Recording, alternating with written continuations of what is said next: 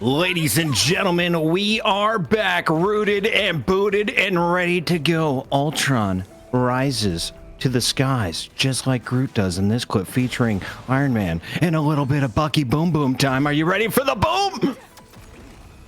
I get that 5 big booms. Boom, boom, boom, boom, boom, baby. Look at that Iron Man. What a kill feed. We've got Achilleos joining us. It is 4 a.m. in Korea, but that's how dedicated we are. Jake, fortunately, we're North Americans. We hang out in North America full time, and we're just getting started because we are locked in for 6 hours, maybe 7 of Rivals Fight Night fun. Achilleos, though, are you excited to see Ultron make his appearance on Fight Night? I'm excited about that. I'm excited to be back, and I'm also excited to get over the hump of the tiredness that has struck me ever since I rolled out of bed about 20 minutes ago. Early morning, but it's always worth it when I'm here on the Rivals Fight Night broadcast. Have you tweaked them yet, Achilleos? No. If you just give a little sensory adjustment, you'll wake right up. I think I know where you're going with this. It's a veteran broadcaster tip for anyone trying to get in the industry. A quick tweak and you'll be on point. Jake, we're on point though with our EU teams. Thank you, production, for getting me off the screen. Team1 rather, is taking on BK. We got Berber Patapim though waiting in our EU finals match as Virtus Pro is missing in action thanks to Coach EQO. EQO, I don't know if you're to blame, but I'm going to say you as the new coach are the reason Finzi is not defending his title tonight. Can we start with the challengers though, Jake? Who is Team1? Because I've seen these player names. Will they make it to another final? They're XLG. I think they probably are the favorites here, but the standings have really been shifting in Europe. There's rumblings that Virtus Pro haven't been so dominant in the scrims. It's why they backed out this week. And so honestly, I think there's room for a lot of teams to make upsets with Ultron coming in, with things shifting in the meta. This is always the moment for these up and coming teams who are motivated, grinding, trying to discover new strats to maybe get a bit of an edge. In Team1 on an individual level, they've really impressed me. Melio came into the squad and has really added new depth and new dimension to the team. Rajaro and trust me, Fate and Level and Crook, this is a very solid team from top to bottom. And so I do see them as a very serious contender, especially at this moment in the game with meta shifting. What have we seen from Melio? Is he running the Iron Man recently? I know Naga was running the Namor last time I saw him, a lot of Hela as well. Yeah, I mean, I think we could see a lot of different things. We've seen, with Ultron coming in, maybe some of these like hit scan duelists could be a little bit stronger, being able to shoot up at some of those flyers, clear things like Iron Man out of the sky, but also Iron Man with the team up could be pretty powerful. Again, it's all going to come down to the ban phase though. And I think honestly, teams are going to have different visions about what they think is the strongest, what they want to run. And this is that opportunity to let those heads clash and see who has the better read on the meta right now.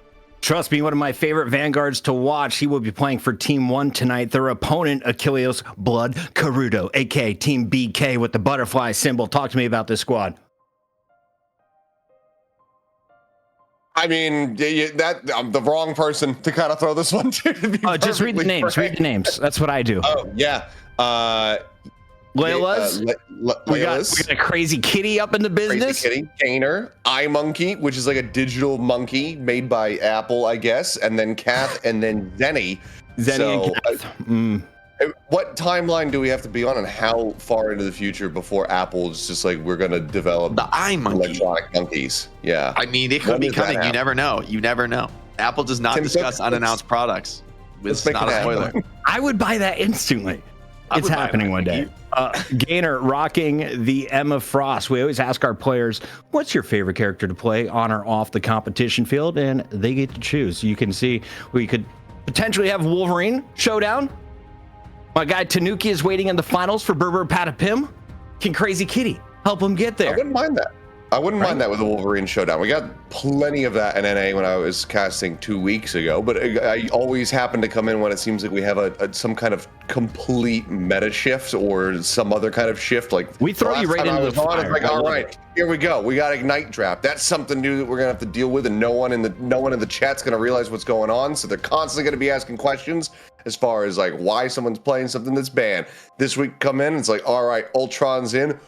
Who knows what we're going to get as far as the meta? And EU has always kind of been, I think, very different from North America as well. We see very different ideas going on between the two regions. So very different. Who knows what we're going to get? Jake, if we're going to recap what we saw, basically all of season 1.5 into 222, or sorry, season 2 was the 222, right? You had 2 players in each role. I've seen a lot of triple strategists now with Ultron in the mix. We're going to Hell's Heaven. Is there a world that we see triple DPS tonight? Triple duelist? I think triple duelist is probably one of the least likely triple ups, just because with the strategist, I feel like that the title can be a bit of a misnomer. You've got characters like Adam Warlock and Star-Lord that, or rather not Star-Lord, but Ultron, Adam Warlock, where they're strategists and they have some good healing skills, but ultimately they mostly do damage. Even Jeff is basically played as a duelist, and so you are running a third strategist, but often you're running characters like Loki and Mantis, Adam Warlock and Ultron being like the most extreme examples where realistically they're there to do most damage, and then okay, they have some strategist power, they have maybe some useful support ultimates to keep the team alive, but they're being run to continuously have a lot of damage, where hard to replace healing in a game like Marvel Rivals. The sustain, being able to survive through some ultimates and outplay, you really never want to have. It's hard to have too much of that. Whereas with duelists, you go a little bit too heavy on the duelist, there's just not enough resources to go around, things start to fall apart. So yeah, if you don't got the heals, you're going to have a bad time sometimes. The strategists are going to be crucial. We'll see how many of them get banned out, as it looks like Vanguards will be the first one selected. Blood, Kariudo, and TEAM1 as we get ripping into this one. Achilles, I was playing last night. I was struggling against Ultron, and then all of a sudden I found out that Storm whoops that character's ass. And then I found out that everyone loves Storm because of the Sharknado. Have you witnessed a Sharknado in competition yet? No, because I think I've only seen one legit Jeff so far while casting this game. So and it didn't go very well at all. So Jeff goes really well now with the Storm combo. They basically just swallow people up the size of a tornado. It's insta kills. I'm already posting my TikToks. Anyway, we're jumping into this pick and ban with our first protect going to the 2 Vanguards of Magneto and Strange. Is that what I'm seeing here, Jake? Walk me through the situation. Yeah, so with these bans, I mean, both teams have blocked. So Blood Kariudo has blocked TEAM1 from playing Strange and protected it for themselves, and the same is true for TEAM1 and Magneto. So TEAM1 likely going to play the Magneto, and Doctor Strange being banned and protected in that way is kind of surprising, because Strange had fallen out of the meta for quite a long time. I think especially with Invisible Woman being able to like push you forward and back, it felt like really inconsistent to land the Eye of Agamotto and to actually get the follow-up kills, where Magneto is just finding a little bit more of those like instant burst kills with the Meteor M, and especially in the context of a strategist ult trade. And so I'm not shocked to see Magneto prioritized, but this is definitely a shift in priority for Strange to be, going so early. All right, now they're making sure they can have Adam Warlock. They banned Loki. So we're going to see what is looking like on the backline. Ultron will be in the sky for our first game. We're going to see some fun. The railgun beam is going to be coming through. Achilles, what is the final ban? I mean, this could just end up being Ultron as well. Yeah, if they want to just kind of handshake and say like, okay, let's just both not play this. And it looks like that's going to be the case. So it's just going to be Ultron banned out on both sides. So we're not going to get into the game. Similar kind of to what I was saying 2 weeks ago, but that was during the kind of like busted Human Torch meta, where no one was like, okay, we can't let this through. The first ban was just everybody saying like, okay, we're just getting rid of this. No one's playing Human Torch this week. And it seems like we're going to start that with Ultron, but it took a little while to get there, which is surprising. All right. So each team is going to ban 4 out. You got a Vanguard and a Strategist protected. We're ready to go. No Emma Frost, no Ultron. Hell's Heaven, game on. We got Achilles, we got Jake. This is your EU Challenger match. BK, taking out TEAM1. Let's go.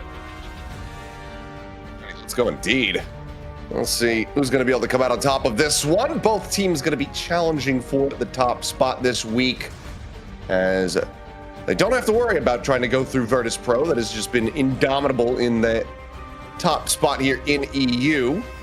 So kind of up for grabs here, Jake, as we'll get into it and take a look at some of the comps. And for now, the hovers are at least some pretty crazy stuff compared to what we're usually seeing. Yeah, we have seen a little bit of, I believe Hawkeye has been played as a sort of a Jeff counter, where Jeff was doing this like crazy flanking with Captain America and like actually being really annoying with the amount of damage he could deal, where Hawkeye can charge up on him and then just like one-shot him. Looks like it's going to be a Strange Portal rollout here. Blood Kariudo, they're just going to go, are they going straight into the back line, trying to just assassinate some individual targets here? It's a risky strat off mid, but they're just going to rip it. Yeah, send it out. Just going to go diving forward. Arrive here onto the high ground. Now it's going to be dropping down. Fight getting ready to ensue. Push forward. Just clearing out some of this Penny Parker util here where possible, but it's going to be Melio able to find an opening pick and gets himself a second as well. As Laylas, Zenny both going to be taken down. Rez obviously going to be coming through there. As Crazy Kitty's able to peel one back. Trust me, dead, but similarly there, Fate having the Rez at the ready brings him right back into the fray, but initial cap is going to be coming through here. Push forward, just looking for a bit more damage, a couple more picks. Low on HP here is that Vanguard front line, and Kariudo ultimately going to have to go for a reset. Shout out Wolverine. Sorry, go ahead. This Rocket Penny team up actually looks pretty sick, right? Like getting extra res beacons for the extra BRB is kind of insane. So like even though Storm does get a pick back, it just doesn't end up mattering. And yeah, Adam Warlock could also potentially bring some people back, but this comp from Kariudo is kind of awkward for them, and Team1 is just running rampant. They're pushing confidently here into the spawn. This kind of a crazy level of aggression here. And Team1 just feeling it, right? Gonna rip that ult from Melio. He charged it up so quickly. Seems like Kariudo is kind of weathering the storm pretty well and gonna repush with some of their own ults. They do have that Sharknado potentially available. Just about ready to build that one up here. Is Crazy Kitty going to be taking an immense amount of damage. Burst healing going to be coming through. Does manage to survive. So Tornado now going to be online. Kath, as you mentioned, has the Devour ready to go, but Naga just diving forward, able to go ahead and get the pick. The Storm going to be taken down. And now, trust me, just looking to go ahead and sprint at him.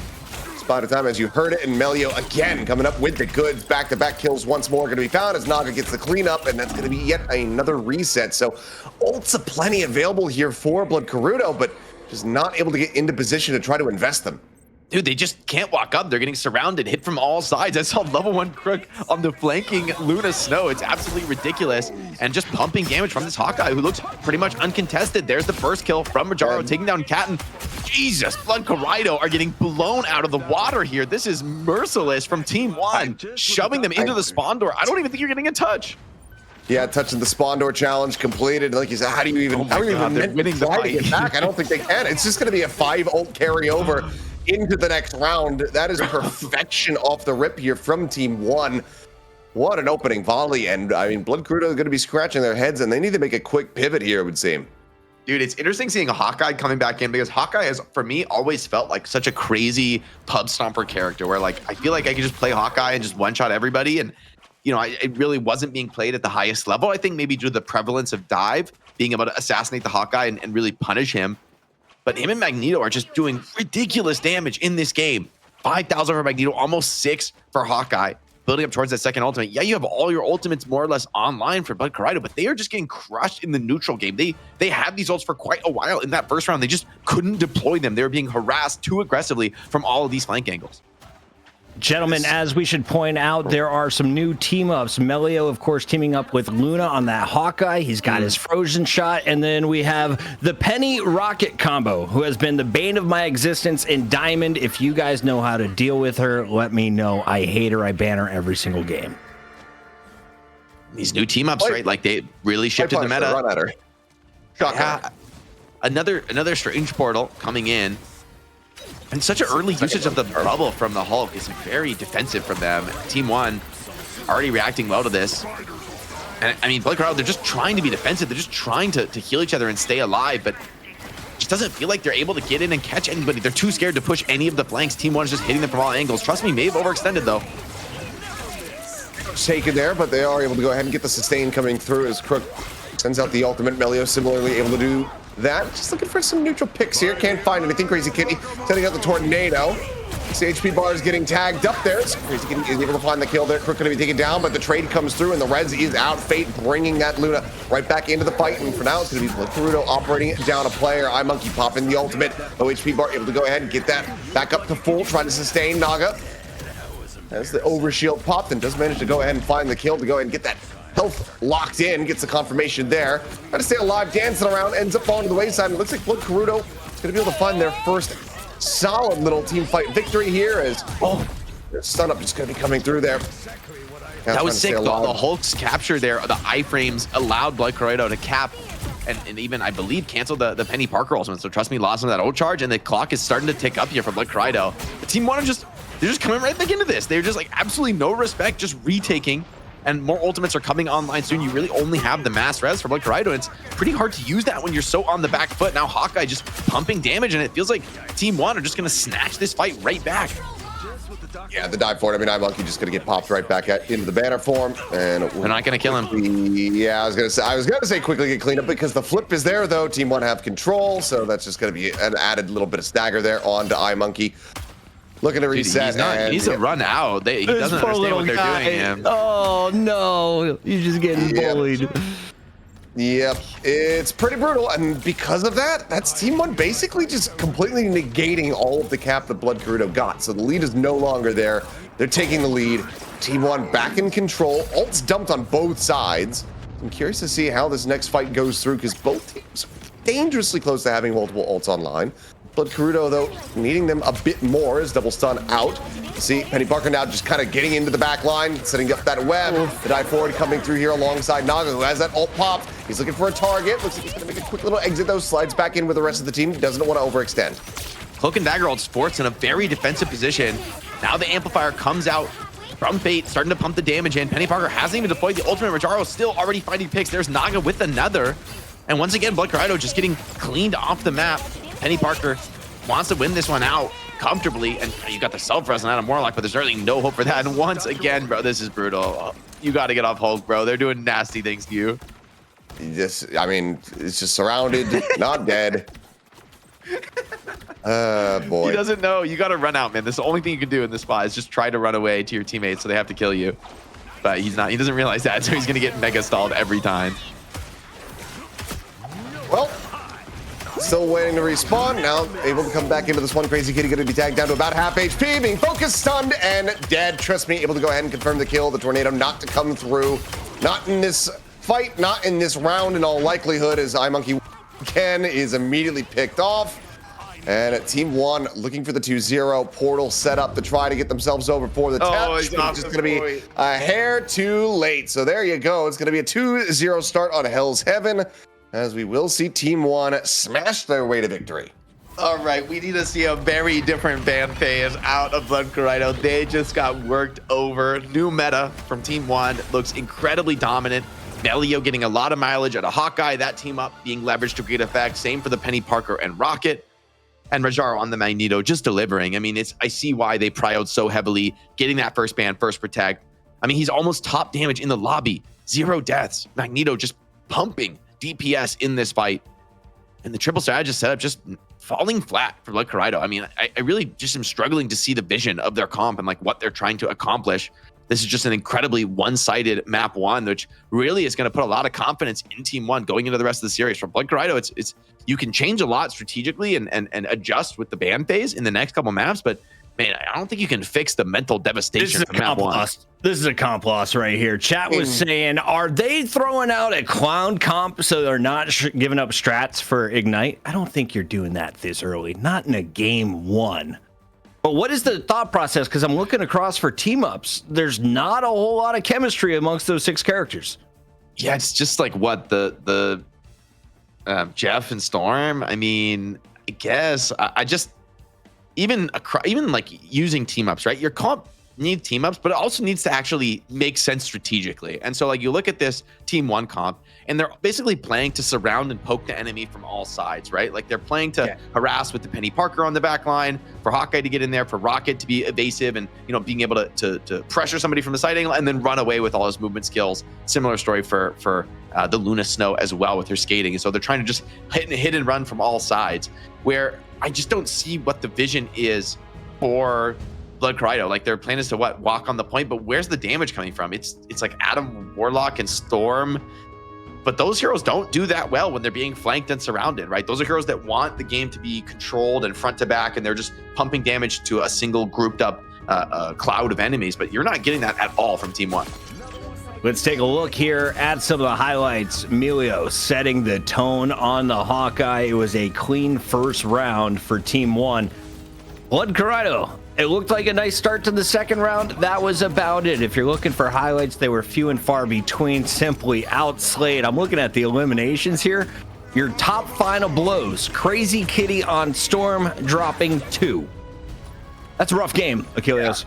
It wasn't a great showing. I think collectively there was about 13 limbs that were picked up there for Blood Kariudo, so it's not a great look when you're getting blown out of the water. But like Jake said, the composition, the vision that we can tell, you want a little bit more front to back, not being able to get surrounded so much. So I think now that you do have map pick in your favor, you can go over to something like Convoy that is going to play a little bit more front to back, get yourself set up a bit better compared to Control. So there's an opportunity to make the pivot, but and be able to prove that this composition, has some legs to stand on. But I'm still a bit concerned just based on the way that this round went, because we never really saw them get into any kind of winning position. Yeah, they had the opening first volley on the second round. They get the cap, they get up to 25%, and then that's it. And that's not much to instill hope. So we need to be seeing a much hotter start going into the next map. They had a really cool first teleport, though, Jake, and they popped that bubble instantly and took 0 damage on it. I just like the way they use those resources, though, makes me scratch my head, though. Like, theoretically, you're all grouped up. You really shouldn't need that Hulk shield right away. You should be able to maybe get into a fight, start something off, and then pop that shield when the enemy is trying to actually shoot back at you. And so they're playing a very defensive, cautious style. And I feel like Team 1 is just really taking liberties with that. Like, if you're using your skills that early and the Hawkeye's just free poking away, then unless you're instantly killing somebody, you're just not winning those fights. And I feel like putting yourself on that kind of a clock against a team as intelligent as Team 1, where they're just kiting back, poking you from all sides, they will win in a long fight, and they don't really feel the pressure to force anything early. I always feel like that puts you in an awkward strategic spot. It's going to be Spider Islands, the map pick for Blood Kariudo. So you have full map pick power when you lose map 1 here. So the opportunity to put the ball back in your court and to go somewhere where maybe you look a little bit more comfortable, maybe the strategy is a little bit more prepared here for Spider Islands. All right, we got Solo Parent in the chat. Shout out to all of the peach munchers. These are peaches on my shirt today. Compliments of Georgia. We have Achilles and Jake on the mic tonight, bringing you all of the EU action, and we're going into Spider Islands. Also, a quick reminder, subs are appreciated here. If you haven't used your Prime this month, hop on over to twitch.tv/Rivals Fight Night. Drop your Prime sub right now. It helps feed an observer for at least 32 hours. Achilles, what are you looking forward to in this second map? Are we going to have a longer game than what we just witnessed for game 1? I mean, I think the only real answer that I could give would be just increased contention between the two teams, because the first map, it left a lot to be desired. I'm a hungry boy. I need to be fed with competitive Marvel rivals, and right now I'm starving a little bit. So please feed me, satiate me, because I'm looking for a bit more back and forth between. Yeah, we need some gas. Give us some excitement, some key moments to wake Achilles and I up. Jake is already dialed in. He's locked. He's not going to be too mean, though, with his analytical coverage until the end of the match, because everyone deserves a chance, and Jake is just that guy. So I want to see them ban some of these team ups. Like, you can't be giving them the Penny Rocket team up. Looks pretty sick, actually. The Hawkeye Luna team up. I mean, and these are Luna's a very strong character, so you could just be banning Luna and be feeling pretty good about that ban. It's getting rid of the team up. It's getting rid of a very strong strategist. And it so it really does mitigate some of the effectiveness of the strategy that Team 1 showed. I mean, it's just make them show you something else. When you get beaten that bad, you really just have to force things to change radically and hope that it turns up good for you, right? You should be willing to take some pretty risky gambles, coin flips, changing things up after getting beat down like that. Because if you just try to run it back and execute a little bit better, it's not going to be enough of a margin. So a quick note here, I had a lot of people confused in the chat. What's going on with the bans and protects? This is the new system you're going to see for Ignite. The $3 million tournament qualifiers will begin with the teams using this. And we had a small production blemish. Under Team 1, Luna was protected. It wasn't Ultron protected. I got baited. You got baited. There was a little confusion, but don't you worry. Team 1 is going to protect her later if she makes it through this ban process. So far, Emma Frost is going to be seen by both teams. Interesting. After both teams ban her out in game 1, they want to see her on the Spider Island, Achilles. They do, and this time it's actually going to be no identical ban phase so far. Yeah, it's just pretty much just going right down the same path. But now we'll get some variation here, deviating from the path. The Loki ban coming out for Blood, and then we're going to have the Ultron still banned away from Team 1. Yeah, that'll be interesting to see Ultron potentially available here. If Blood Kariudo want to protect it, I mean, with Luna down, okay, looks like they're going to prio the Loki higher. which is interesting. I mean, Loki is and always has been quite a strong support option with that copied ultimate. Is just so flexible. But now the opportunity to potentially change something up here. They're going to ban the Mantis, so mitigating some of those possible teams, but they could grab the Ultron here if they want it. Team one. I don't understand the Mantis ban. Is it really a team up situation? Chat, at the higher levels, is Mantis truly a threat? Because here on Rivals Fight Night, I am the #1 Mantis hater on the planet, and she has only won 2 games. Never with just another strategist. She's always needed 2 strategist buddies to go with her. All the difference. Yeah, it's interesting. Typically, we see Mantis as part of that Adam Warlock, Loki, Star-Lord. You play for like a high damage support trio, and you're getting the self-reses off, and Star-Lord getting a ton of resources can kind of carry on the damage front, at least as a duelist. Smile Dude, shout out. Thanks for the sub. Nailed it. I like our new Wolverine gift. That's dope. Yeah, look at him creeping into Achilles' bedroom. Yeah. All right, here we go. Game number 2. It's the Spider Islands BLK, aka Blood Kariudo. We need you to show some life. It didn't exist in game 1. Your composition made no sense. Your use of utilities were confusing. Jake, I want to see a happy Jake. Show him some good gameplay. I'm actually happy to see Spider Islands. It's been a while since we've seen this map get played, actually, at least for me in EU Fight Night. And I've always thought it's pretty fun to play. Like, there's a lot of flank angles. It's a very different map than some of the other options, a lot more like long range potential. And so actually, I feel like Ultron should be pretty potent here. Team 1 racking up. They're also going to get the Emma Frost in play. Emma Frost has been like a particularly high skill Vanguard in my eyes, one that can have a massive impact on the outcome of the match, but is not plug and play, right? Does take a lot of expertise to match. Alrighty, well, here we go. Doors gonna be opening up. Blood Kariudo, no duelists. Interesting. Yeah.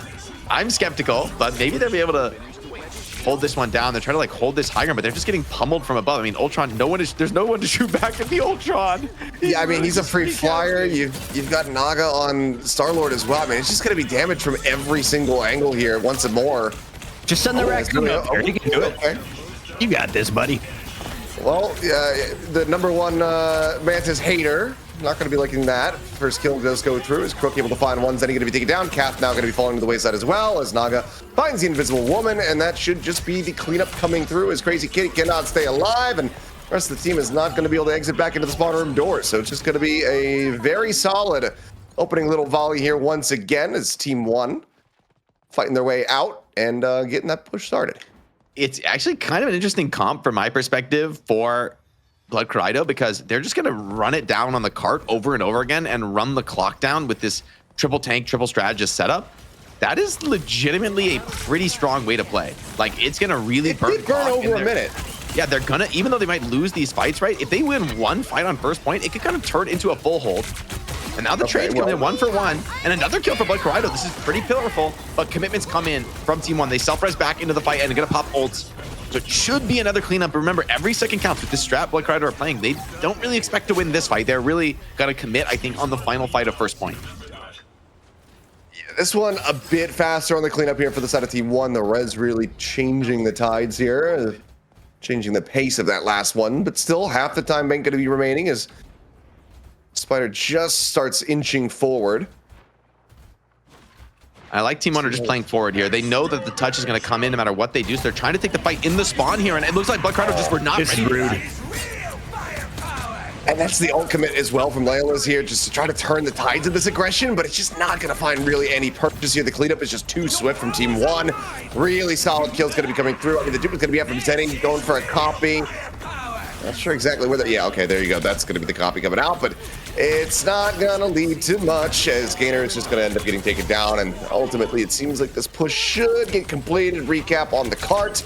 Can now just go ahead and move forward as get the cleanup here onto the enemy Loki. So that 2.5 minute time bump going to be coming through. And unfortunately from Blood Kariudo, I mean, they take the clock down a bit, but it's still going to be 4 minutes to start in the second stretch here, Jake.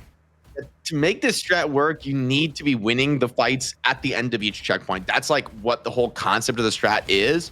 They're going to head over to the Bucky, going to add a little bit more duelist pressure, maybe contest some of these damage dealers in the sky, but Team 1 is just running rampant right now. Star-Lord diving in very low, though, maybe overextended just a little bit. Okay. He's going to be staying alive for far too long. How is he not getting picked off? Could just run back into the fight, but looks like they still favor their odds, not having to commit that one. So we'll just go ahead and leave it here for the moment. Naga going to be respawning and rejoining. Naga going to go out. It's a decent amount of stuns going through there as Cook will get taken down, looking for the follow-up kills, and Crispy will fall. It seems like Blood Kariudo finally going to be finding some semblance of footing. Clark's still moving forward, but now they can push up and gain control. It's a big ult trade, though, and I think that's actually kind of good for Team 1. That's a nice late pickoff, though, onto Fate. It's going to slow down this offense. This is an opportunity for Blood Kariudo to kind of dig their heels in and make a bit of a hold. However, the ultimates are coming in, and they don't really have a great defensive tool from over the top now. Here's the Star-Lord. Just trying to push up, get right on top of him, get that shield raised here, trying to keep everybody else protected. Naga able to just dance around that one. As diving forward, able to find one as Leolus is going to be taken down, and now the Star-Lord open up for a bit more damage up and over the top, but it's going to be Crook claiming the kill there onto Kath. Gainer eventually going to get overwhelmed and picked off. As right back into it, Team 1, they get staggered for a little bit, but they find their footing, and once again, they are charging forward. Yeah, can we get some Crook coverage, by the way? He was in the feed once again, and I am a Mantis hater, but I know with Ultron, you're going to need 3 strategists. So what does she contribute in a team fight? Instant Storm ulti, by the way, on the retake. So Kariudo trying to get some kills off the back, and it's going to be very important. Storm ult doing some pretty big damage, but somehow they're able to survive. Team 1 kiting through that very well. Invisible Woman ult, though, going to continue to delay things out. But Kariudo need to find some kind of kills in the chaos, and here's 2. The Flyer's going to be taking down there as Melio and Naga both end up falling. The Rez is going to be bringing them right back into the fray, though. Fate looking to just go ahead and turn the tides of this fight. Trust me, going to be low on HP, and they cannot keep that Frost alive, so it doesn't end up getting taken out. Once again, Fate is right there to try to go ahead and pull him back into this one. Invisible Woman pulling the trigger on the ult, trying to go ahead and obfuscate and keep everybody protected here. Holding the door in towards that final point is Leo once again going to get taken down, having a bit of a rougher go of it here on this final stretch. 3.5 meters left to go to try to get this cap, and now the rollback's going to start coming through as it will be Team 1 successfully held at bay here for the moment. Yeah, the copied Invisible Woman ult really giving a lot of sustain, and now ultimates are quite low. However, there's no obvious response here to the Star-Lord ultimate. Flank pressure here coming in from level 1 Crook, and here's Star-Lord over the top with the Legendary. 1 kill already, though, found, giving Blood Kariudo a chance. The copied Invisible Woman ult's going to stabilize. Able to bring himself back in very quickly, but yeah, Naga not going to be finding too much there. Just a smattering of damage, and now going to be sniped down. As Layla is able to find the kill with Swath over onto the Winter Soldier, doing a bit of wonders here. It would seem for Blood Kariudo as far as the hold comes in, but this time the breakthrough has begun here for Team 1. Trust me, still trying to lead the charge here, but eventually will get taken down as that's going to be the crack and pop. Layla's looking to try to turn the tides of this fight, looking for a little bit more. The repop drops down, looks for the reset, a bit of damage across, trying to kill off Crook. Can't quite isolate and conquer, though. Eventually will get taken down. Storm ult into the back line. The Tornado able to find 1. Crook this time does get finished off. Looking for a little bit more. Quick exit back through the portal, though, for Crazy Kitty to try to keep himself protected. Cart still not advancing forward, though. Once again, investment here from Kath sets up the ultimate. Melio going to be taken down. Team maybe held at bay. Just 10 seconds remaining. Now dead. Multiple players on their team. And Fate, I'm not sure if he's going to be able to turn the tides this time around. Gets the res pop, puts him right back into the fight, but they need to find some stability, and they need to find the push. Into overtime we go. They do get the first touch, though, so they're going to have another chance. This Crook is so incredibly low, is going to get cleaned up, but it's a trade, and now Naga looking to turn the tides of battle decisively, getting in, dealing that damage as very low players on Blood Kariudo. Even Dr. Strange dies trying to cast Eye of Agamotto.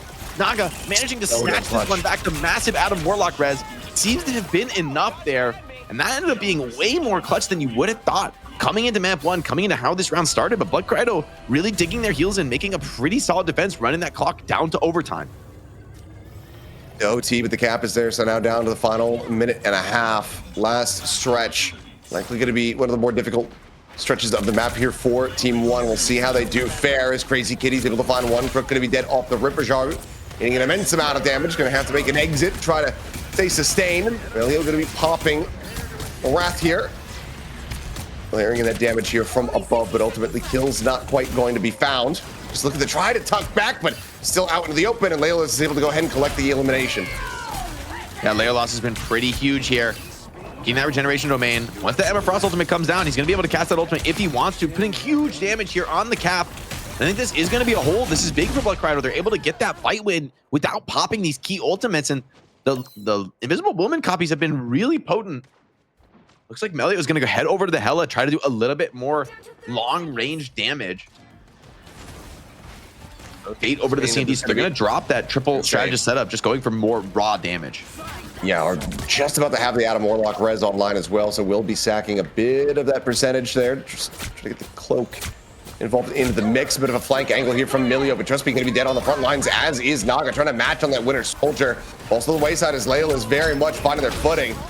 Shots layered in, and this is the wrong time to have these picks be coming through, as this time the overtime is going to be rolling in, but you don't have that Adam Warlock res to try to clutch things out. It's going to be operating low on players. Crack and pop here from Layla's looking for the reset. Should be just about able to find it. No, tucked back through the portal.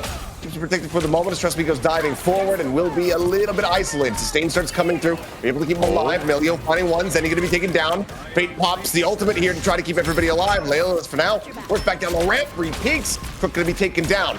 Naga going to be joining him in the grave. Crazy Kitty, the only casualty thus far here found in this fight is Blood Kariudo. With these reses coming back through, overtime still dwindling is Captain America from Rajaro just trying to get in on top of him. Fate goes off the side of the map, as that will be the successful hold. Make the Layla's MVP highlight film. Just build it right now. You've got it fresh. The kid is sick, dude. I don't think I've seen more impressive Bucky play since Terra, week 4 for 100 Thieves. That was insane, Jake. Yeah, he really stepped it up, and I think some of those swaps came in for Kariudo, and they started the fight a lot stronger. I feel like TEAM1 was playing with like a real head of steam there, especially on that second round. There's like, look, we dominated map 1, we dominated you point 1. We're just gonna keep running it down on you, and they ended up really overcommitting to some of those fights where Kariudo started to really lock in with the team play. They brought out the Bucky, and it ended up being a big factor. This is gonna set TEAM1 back on their heels. It's still a very winnable map. I mean, full holding on first point, second point are very achievable things on Spider Islands, and so this is still going to be a difficult push for Blood Kariudo to get done on the offense, but certainly this is a reality check for TEAM1. I think they were trying to just run over the opposition, and they're going to have to stabilize a little bit, play things with a little bit more intelligence. I didn't know what was going on with that Venom, but shout out to Catax with a 2-month subscription. We are up over 215 subscribers over on twitch.tv/Rivals Fight Night. We're jumping into the action with TEAM1. Now, can they full hold? Can they cause some problems, or is it Blood going to answer back on their map pick? Achilles, the mic is yours. Thank you very much. We will find out. I mean, this 2 weeks ago, saw this map. Didn't go so well for 100 Thieves. TEAM1's going to be hoping that Blood Kariudo going to be playing a little bit like 100 Thieves. So we'll see if that's going to be the case, though. As we do have Melio going over for the Wolverine, looking for that capture, but cannot get the kidnap. It's going to be Kath actually coming away with the kill. Naga gets taken down off the rip. Still slicing and dicing, looking to go ahead and knock down some of these HP bars, but for the most part, he's found an Eye Monkey. Yeah, Squirrel Girl finds the opening kill, and Layla's still staying on their feet. So it's going to be a very successful opening volley here on the push from Blood Kariudo. So far, the pick on this map is looking damn good, Jake. I'm such a Squirrel Girl enjoyer, and I actually love that he's going to use it just to break out of that spawn hold, just crushing through the heavy defense comp that TEAM1 tried to play, and then straight back over to the Emma Frost. I think this is really intelligent. However, Bucky under a little bit of pressure there, a little bit scary here, trying to hold forward. Got to remember, Emma Frost just now getting back to the fight, so they've held a lot of space, though. TEAM1 struggling on the walk-up, and it's going to be probably the final fight for first point as Layla's just layering in damage close to that ultimate. Yeah, I mean, Naga is just so far behind, and Layla is finding the kill. Trust me, going to be taken down out of the fray. Kraken about to be at the ready. Zenny now ult can come through as a little copy, and now Kraken is just going to be dumped in right on top of their heads. And gets the right click through, killing the Naga, has the reset, waiting to send it, trying to wait out the Invisible Woman ultimate a little bit here, but okay, a little bit of a whiff on the repop, but it does not matter. TEAM1 is getting swept under the rug, as this is utter dominance here. A very different look from Blood Kariudo compared to map. Block. Monkey is a monster, bro. Well, they're recommitting to this. They're trying to make that hold.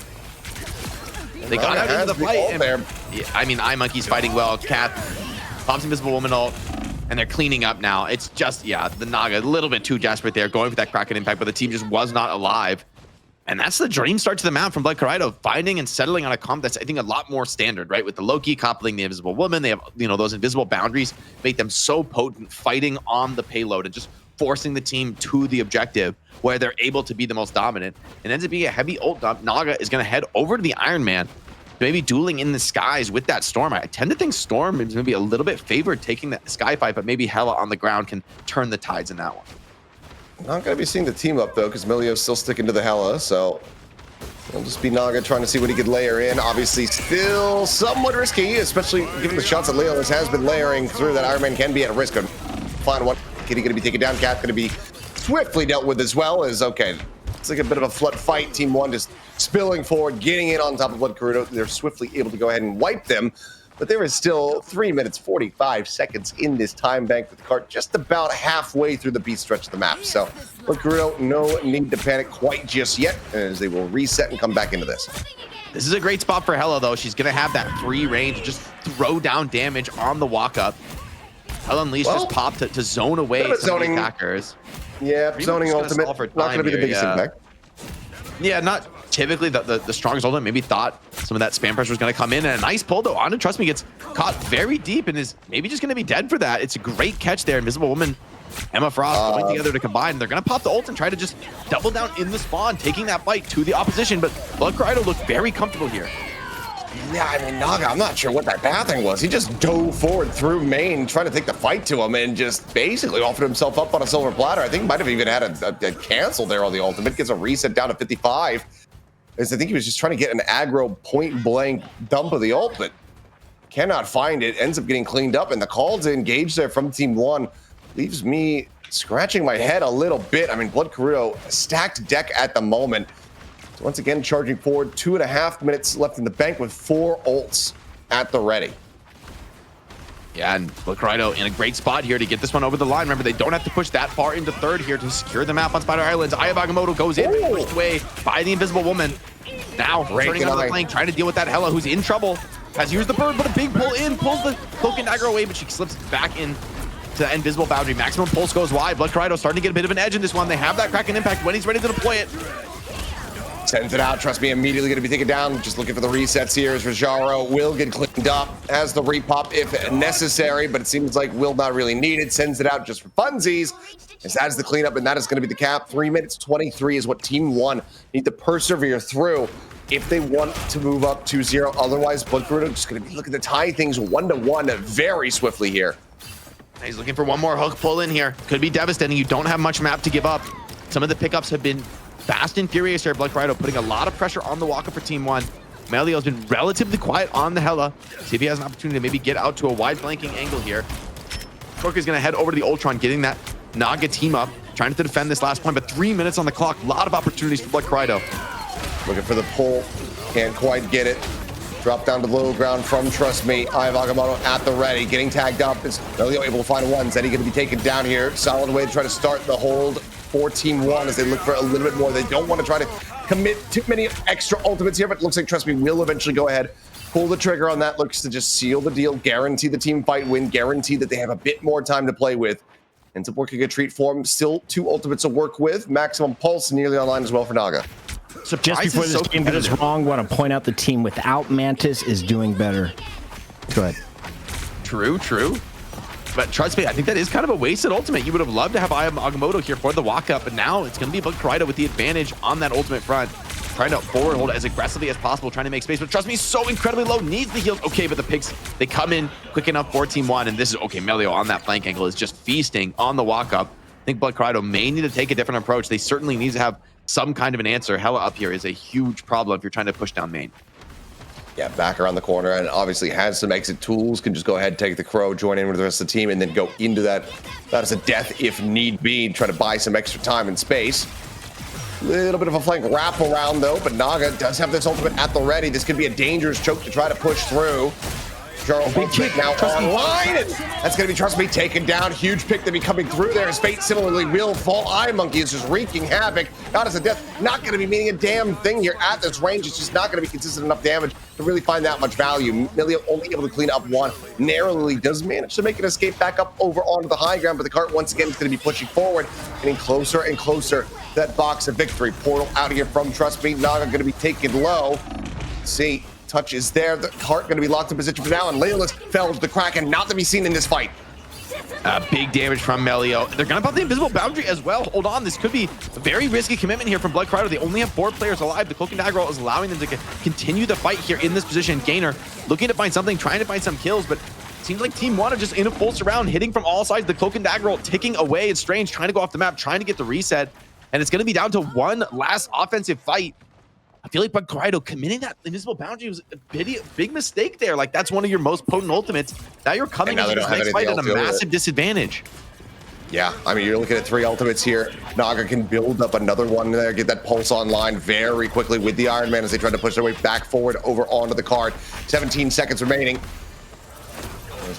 Do get the cap, do get that push ready to go, but Agamotto at the ready here from Trust Me. This could be devastating. Layla's needing to stay alive, and Gainer going to be taken down as Fate is able to find the opening kill. Rajaro finding Layla's, and Layla's is not going to be able to get a damn thing other than pick onto Naga, who can so quickly rejoin with this Iron Man. The cleanup coming through, the overtime starting to bleed down. Gainer likely setting up a portal outside of the spawn room doors, but needs to get it there and needs to dive forward here pretty much by himself. Jumps through it, keeps it contested there for the moment, but it gets pushed away. Jumps up over the top. Eye of Agamotto looking for the stun setup, but it looks like ultimately it's not going to be enough time here. Jake, the cleanup continues to come through as one by one they dive out of the portal like lemmings over the cliff.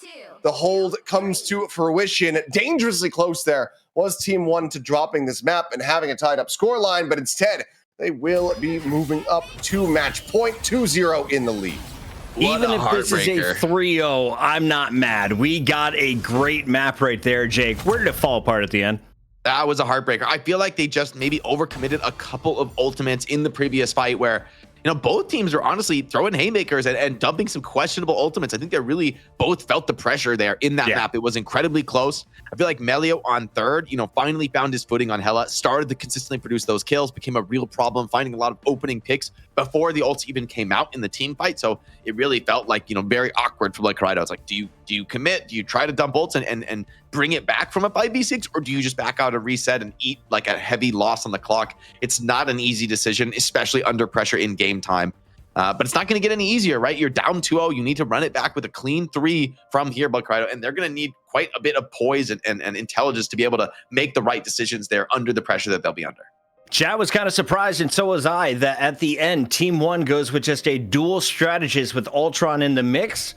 They're able to get enough kills out of Fate to keep the game in their hands, and they take map number 2. We're going to a map 3. This will be BLK's map choice, so we'll see where we go again. Achilles, is there anything you want to see in this upcoming map that could play to BLK's favor? Because I felt like the Bucky was working. You had a fantastic game out of Monkey on the Emma Frost. What are some of the strengths you could look at maybe going into a map 3? I mean, I think that they've kind of put him out on display. I think it's basically the same strategy here overall, just trying to find a little bit of cleaner fights. I mean, for the most part, Blood Kariudo, they had this map in the bag. You know, they were in control pretty much that entire stretch of their attack, and it just falls apart at the end. A bit of an overcommitment there. So I think it's more, I think it's less on the composition, less on the map. I think it's more on the nerves for how this Spider Isle ends up finishing there. The decision to try to send the ult, make the hero play from Layla's. I mean, everybody wants to be that kind of clutch god, but at the end of the day, sometimes you have to play a bit more reserved. Sometimes you have to play a bit more intelligently and say, okay, no, the risk is way too high for me to try to just go ahead and clutch this out. It's better to save, get the full reset. I think had they done that, we could have been looking at a very different result. We could have been looking at a tied up scoreline of 1-1 with a map pick in Team 1's hands. So I think that it's more about that. Calm down a little bit, you know, quell the hype, but, you know, just slightly, ever so slightly, and then look to be fully focused going forward into map 3. Because from here, you're obviously looking to try to pull off a reverse sweep. It's possible, it's been done, but it's a very difficult spot to be in. People are asking, what is Ultron going to do in the game? Well, his first impact. Shout out to Bubwitz the Fourth in chat, who points out 33,000 heals, 10 final blows. Ultron is more than a healer. The strategist role always evolving. You love to see it. Jake, maybe those duelist guys that you used to play with might finally flex over and help out the rest of the team. Yeah, I mean, it's really interesting, especially seeing the Ultron plus Cloak and Dagger setup that Team 1 was able to make this final hold with, because honestly, that's a comp that really doesn't have that much healing. I mean, if we look at like Marvel Rivals, when the game came out, a lot of people were very focused on the aspect of the game where, okay, these strategist ults just make you unkillable for like 5 to 10 seconds, and that's so powerful for capping the objective. But Cloak and Dagger ultimate is one of the weaker of like the pure healing strategist ultimates, and it also obviously does a lot of AoE damage on the ground to the enemies standing in it as well. So having Ultron and Cloak and Dagger is a very damage forward setup. Even in your ultimates, you don't have the best survivability, but when it comes to like the start of the fight, just poking each other down, you have a massive advantage. And it felt like with the Hela involved from the flank, they were just finding those first picks so consistently that the Invisible Woman Loki setup just couldn't quite sink its teeth in on that third point attack. On contrast, I think the defense, Invisible Woman Loki looks really solid, cycling those invisible barriers with Bucky just continuing to have so much time to get his damage out with that survivability. That did look very good for me for Blood Kariudo. I think if they can play around those setups on defense, that could be really strong. However, Team1 has kind of shown something quite innovative here that I don't think I've seen before, which is really just being all in with the damage, right? We sort of saw that from the res comp previously, where Loki, Adam Warlock, Mantis are all very heavy on damage, but Mantis still has a very powerful strategist ultimate that just keeps people alive, and Adam Warlock has the mass res. So it's still, and of course you can just copy the Mantis ultimate with Loki. So it still has some powerful strategist ultimates. So to go with Ultron Cloak is to me a very heavy commitment in just getting picks before the fight really starts. I think it's also crucial that your Strange is using that shield like crazy. Mitigate the damage coming in with the minimal healing on the other side. You gotta be smart. Also, Emma Frost in a doorway is a game over. She was just being pocketed. Shout out to Fate on the heels. Team1 gets game number 2, and BLK Blood says we're gonna go to Symbiotic Surface. Let's get it done. Achilleos, this is a point that we have to unlock and then move Venom's face very slowly in a sluggish way all the way across the map. We don't see a lot of finishes when we get to Rivals Fight Night. Does this end in a full hold? A full hold. I think unlikely given the way that both teams have been scrapping. I think it would take a big level up compared to what we've been seeing here for that to happen. But I could very well see a hold, ahead of point, be ahead of point, see, especially similar to what we just saw in Spider Isles. But so far, not too much different here as far as the ban strategy is concerned. Magneto's going to Express, we didn't miss you, by the way. Thank you for the sub. Luna will not be played by Team 1. Emma Frost will be played by both teams. This is looking familiar, as Achilleos just said. Jake, what can we do to get weird? Do you protect Ultron? Do you ban him out? Is he as good on this map? Because he was definitely a factor. Yeah, Ultron for me is hard to rate right now. I do feel like you need a bit of a bigger skybox, whereas this map, I think the second point indoors might be a little claustrophobic. And on first point, there's not that many options, right? And like up in the air above that first point, it's very much open around that like circular arena that the first point is housed in. And I'm just worried, can Ultron actually like stay up there and deal damage, or would he just get poked out of the sky without much cover to work with? Whereas, on that last map, I feel like there is a lot of like those rooftops are actually some pretty good cover you can use to fight around with the Ultron. So he's gone. I feel like it should be less good on this map, but they both ban him, so they both must think he is actually pretty decent. He's at least annoying enough to where you can't focus on how you played 3 months ago in this game. Forced to look in the sky constantly and make him a priority. Loki is going to be priority on the strategist side, as both teams will protect him. Final ban comes in, as Blood Kariudo will make sure there is no Penny on the defense waiting for him. Remember that Rocket Penny team up allows for 2 Spider Nests. That's double the mines, double the annoyingness. And if you're an Emma Frost main, it is the most frustrating thing on the planet. I hate walking into little spider mines. Jake, what are you playing as these days? I feel like this meta, I'll be back to my Hawkeye abusing ways, man. Hawkeye being strong, looks goated. One-hitting people with your good aim is just too sick. So that's probably going to be my abuse. After watching that game 1, I'm like, okay, I'm going to spam Hawkeye and try and rank up.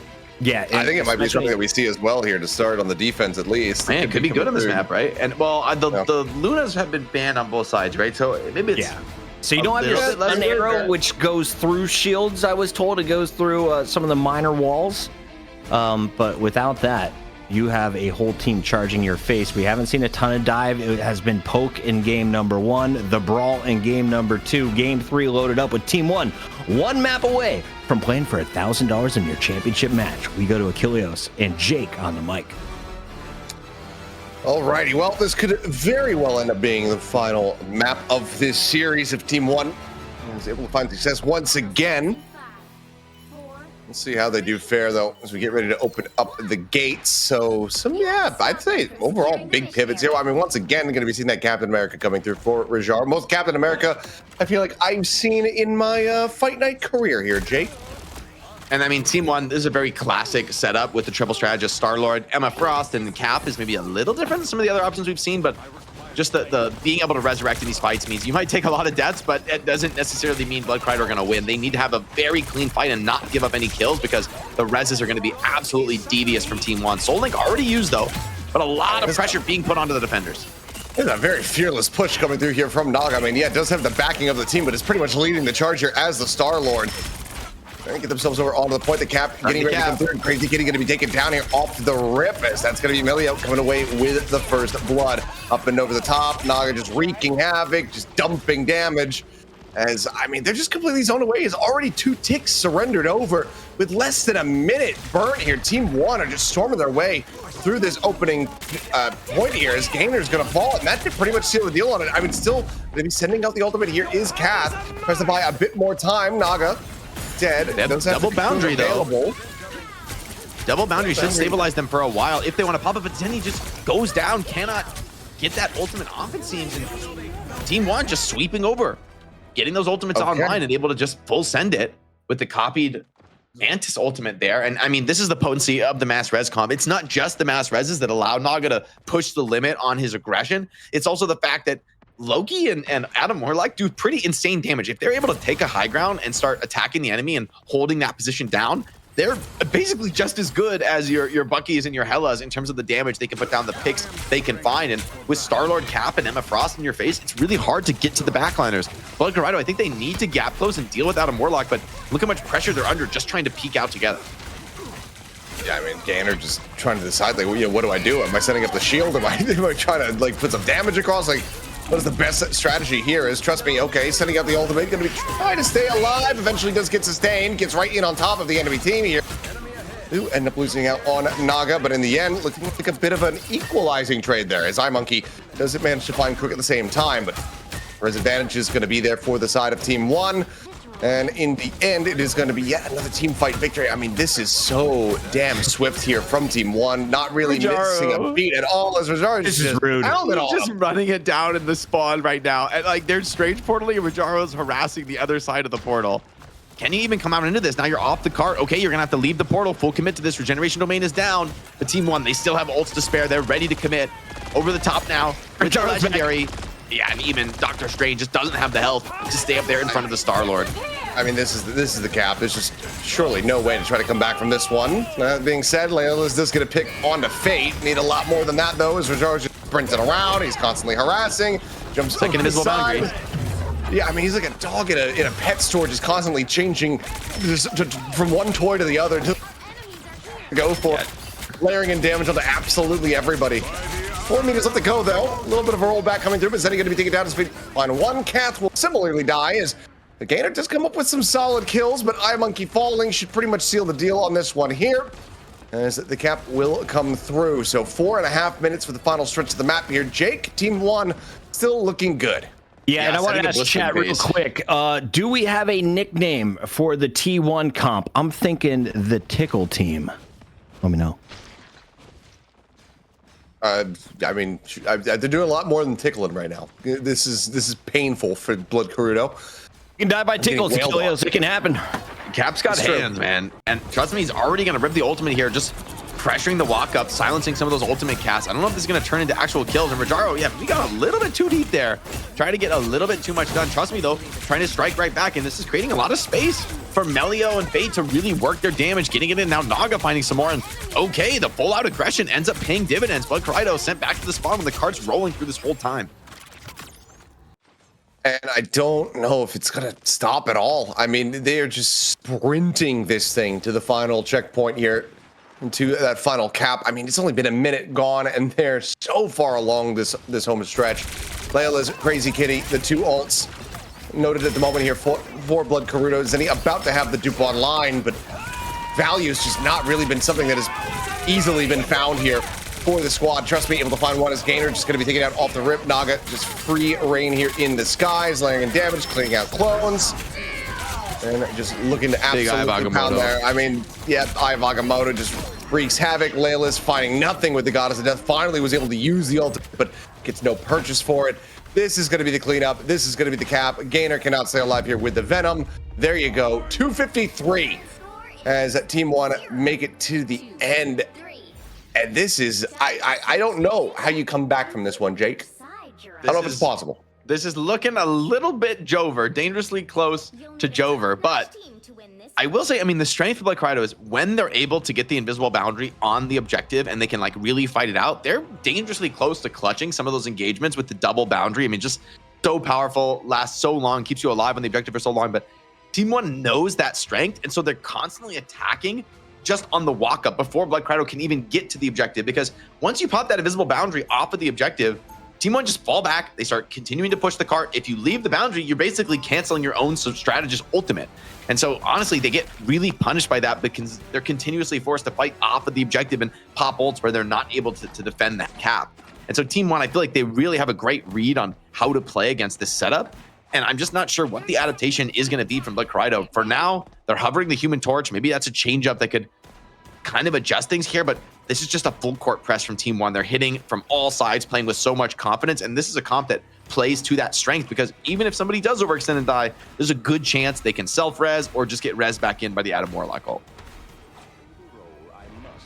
Okay, well, they need to see one hell of an attack here from the side of Black Kariudo to try and get themselves back into this, force this into overtime round. There. Try to pull off a reverse sweep. Otherwise, Team 1 is going to be moving forward very quickly and in flawless fashion into our money matchup. Is okay. There's a Human Torch. We'll see. I mean, Torch has been good, but this is a pretty scary map for him, right? I talked about maybe the difficulty of making the Flyers work here is right into the backline. Once again, Team 1 wasting no time in their aggression. Diving in, Rojaro, fearless as ever, leading the charge, getting in on top of him here. As for now, Kariudo able to save them off. Cat still low on a bit of HP there, finding some stability, but ultimately is going to get pressured out. Kill, and it's going to be an explosion of death in the kill feed there. A very swift little wipe, with Naga being the only casualty on the side of Team 1. You know that felt good though for Kitty. Too. You got one in that whole team fight. BLK totally not getting full held here. Yeah, they're coming back in. Naga didn't self-res, but he's going to be back in the engagement in time. TP onto the cap's going to start putting that pressure on, but Team 1 still in a pretty strong position to deal with this. Rojaro getting focus fired in the backline. Regeneration domain going to stabilize him for the moment. Stunned up, a lot of focus fire, though, on the cap, and the Emma Frost just swarming into the backline here of the attackers, and they're just getting crunched. Hit from all sides. There's no effort to deal with these high ground damage dealers. When you have to worry about Rojaro just sticking to you like glue, being all up in your face, that means that you're not paying attention to Naga, and Naga is tearing people apart. Yeah, I think Black Kariudo, they're just not taking map control, right? They're really grouping up and fighting as one tight unit, which can be strong when they have like this copied invisible woman boundary. Maybe that'll be good for them. And bro just want to tic-tac-toe in the middle round. Okay, Naga saved that self-res. Now he has it online for this fight. This is going to be from level back in, though, as we'll have the ultimate on the back end of this one, and he's going to send it in. You're turning to deal with the cap. Okay, invisible boundary. Boundary does go out to try to keep him protected here for the moment. Rojaro, though, sends out the rallying cry, goes rushing forward, once again containing the team back. Black Kariudo, no real way to try to advance forward here for now. They wait out the ultimate successfully, but still a bit more to try to deal with. Layla's Kraken gonna be popped, sends it, drops down, can go for the reset on the clone here. Needs a bit more damage to try to find an actual elimination, but the sedation is gonna be there. Slows him up here for the moment. Now the ult ultimately is going to be expired. Fate still does get picked off. Kill found on that front. Trust me, going to be taken down as well. So the front line broken down a bit. Res goes out though. Trying to bring them back into the fight as Rojaro does end up getting dropped to the back end of this one. Crazy Kitty just trying to layer in this damage. Finds one as Crook will once again be felled. Naga low on HP, looking for some sustain. It's top back up, but we still have zero progress on this point, and Gainer is now dead. Melia with that kill might just turn the tide to this fight. Still low HP on a couple of his teammates there, as Trust Me does fall. But ultimately, it's still Team 1 out in front with the advantage. Team1, as soon as they start dropping bodies there, they fall back, they play a very defensive posture, and they're able to turn it around in the engagement. Leolas finds another, but Team1 starting to get a decisive hold on this fight. They've got the Strange Portal to get their teammates back in, and they're cleaning up all of these attackers. Kariudo, only 40 seconds on the clock here. It's one last chance to reset. You should have your double invisible boundary ultimate, but the key is you have got to get to point before you pop those ultimates. If you end up being forced to ult out in this courtyard, you are in massive trouble, and look what Team1 is doing. Just walking up, gonna take this fight very early, likely with that legendary. There's no reason to not go forward. They go for the forward fight, and they are immediately rewarded. And Kath is going to be taken down here. It's a dupe ultimate sent in here from Zenny to try to obfuscate, to try to keep everybody alive, but fighting back from this point is going to be so damn difficult. Eye of Agamotto is going to be chasing on both sides, and it's very much Team1 that are profiting from theirs. As that is just going to be the cleanup coming through. Overtime, not even to be forced out. The touch could not come in, and it's going to be absolute perfection here from Team1 across the series, but especially here to round things out on the final map. A full hold, 0%, so, offered over. And that is going to be the 3-0 victory as they punch their ticket into the money match. Trust me, putting on a masterclass.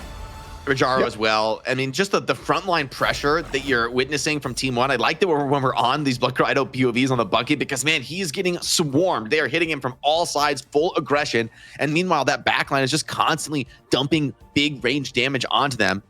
I mean, Leolas dropped 16K in that game. Pretty impressive performance. But, I mean, trust me and Naga are matching that, doing crazy damage of their own. And all three of these strategists actually putting out pretty serious damage, right? It's nothing to sniff at, like a little bit more than half of what the duelists can do. But remember, they're also healing, they're also sustaining and allowing that Cap and Emma Frost and Starlord to be as aggressive as they are being. I felt like Rajaro was one of the most exciting players to watch throughout this series. He showed a multitude of heroes. The character, though, Captain, did not expect to enjoy it. The 1v1ing strategist as they try and get back to the team fight.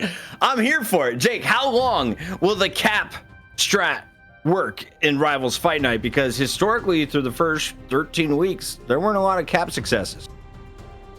I think the Cap is actually pretty good right now. I feel like just the fact that the ultimate is almost just a strategist ultimate, it makes it pretty potent. It allows you to get in, and it can also be aggressive by giving you that movement speed boost. You're able to like run over and chase down enemies, which is exactly what they're doing every fight, whether they have the Cap hold or not. So it really has natural synergy with the way they want to play. And I think it's also a factor that like things like Magneto are constantly banned out and pressured in the ban phase. Cap is like, there's not a team up necessarily that you're really blocking with Cap, so it feels kind of awkward to go for a Cap ban. And we're also seeing that the Mass Rescom still solid, still just like a rock solid choice. Starlord with a self-res who's just like super inting you every fight is terrifying, right? Like, Naga was fearless. You could see him just like, I don't care if I die, I'll be right back. Let's do this. DPSing you every single fight, and they're on the same page. That's what makes what Team1 is doing so effective. You're doing this in your ranked games, you're just going to go in solo and get focused and die, and it's going to look terrible. But when all the players, all the front lines are hitting that aggressive and they're doing it in line of sight to the back line, chef's kiss. Beautiful performance from Team1. We love what we see so far. Achilles, we have our MVP coming up, but so far, Team1 looking like the victor. Blood Kariudo, though, a new squad. Is there anyone that you liked from their team? I liked what I saw from Leolas. I really liked what I saw from iMonkey in that game, too, running the Emma Frost. Yeah, I'd probably go with Leolas, especially on the Winter Soldier. I think that performance is really, really clean. We saw them try to, pivot things around a little bit, bring the Hela for Leolas on that defense on the last map, but it didn't really find as much footing, and I felt like they really suffered from not having it because he was very good at getting isolating picks, getting those hooks in, just pulling people out of position. Saw that 2 weeks ago, last time I was on the show as well, how important the Winter Soldier can be as far as just getting displacement and being able to find those initial picks. Because I mean, that was when we were seeing the crazy combo of Winter Soldier Wolverine, so you hook somebody in and then Wolverine kidnap them even deeper into your back line to fully isolate, make sure that they are completely unsavable. The double abduction. Yeah, double abduction. But I think that I have to give the shout out to Leolas. I think that they played a little bit more from there, and I think that it was a good bounce back overall after the the kind of like the overcommit with Kraken ultimate, that kind of stuff. I think that they still were able to kind of steady out their performance. All right, shout out to the losers, but they're done for the night. It's time to celebrate an MVP, Jake, because this victor is moving on to play for $1,000 in our EU Championship match. Melio, the man who finds the first blood, game 1, also earns your match MVP honors. What did he show you tonight? I mean, this is just like one of the key factors you need for your backline Hiscan player is major flexibility. In Marvel Rivals, I mean, we saw the Hawkeye, we saw the Hela, we also saw the Ultron, the Adam Warlock, right? So you need to not just be a pure duelist player, you need to have the depth to be able to handle all of these characters, where of course aim is very crucial on Adam Warlock and Ultron, where you're dealing a lot of damage, but you also have to be getting the most value out of your support cooldowns as well. And so the fact that Melio looks so solid across all these different characters, this is kind of the linchpin to the strategy for Team 1. The reason they're able to execute all these strategies so well is that Melio is so comfortable across all those characters. If you're just joining us, this is your first MVP of 4. This was your EU Challengers match, as Melio shows you that I guess you're pretty darn good, but I also need some help from my duelist. Naga and friends popping off. It's going to be Team 1 moving on to our championship matchup. And trust me, I think also deserves some great honors for his performance on the Vanguard. Who earns the real MVP, though? That is coming up in our grand final against EU. It's Berber, Patapim, and Achilleos. This team went to a game 5. They also have a fantastic logo. I'm kind of just enraptured by it. I'm just staring at it because I feel like that's all I can do. Yeah, big nose, huger feet. Guys, we're going to a break. When we come back, it's Rivals Fight Night, the best production that comes to Rivals on a night that includes fights. I'm your host, Chris Puckett. Stay tuned.